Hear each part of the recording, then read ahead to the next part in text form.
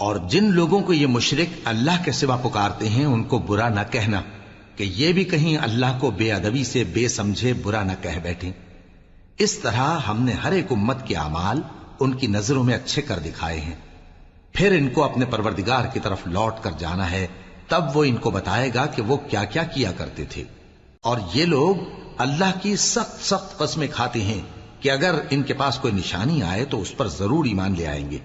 کہہ دو کہ نشانیاں تو سب اللہ ہی کے پاس ہیں، اور مومنوں تمہیں کیا معلوم ہے، یہ تو ایسے بدبخت ہیں کہ ان کے پاس نشانیاں آ بھی جائیں تب بھی ایمان نہ لائیں،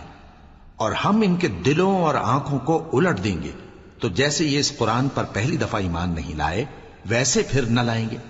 اور ہم ان کو چھوڑ دیں گے کہ اپنی سرکشی میں بہکتے رہیں۔ اور اگر ہم ان پر فرشتے بھی اتار دیتے اور مردے بھی ان سے گفتگو کرنے لگتے اور ہم سب چیزوں کو ان کے سامنے لاموجود بھی کر دیتے تو بھی یہ ایمان لانے والے نہ تھے،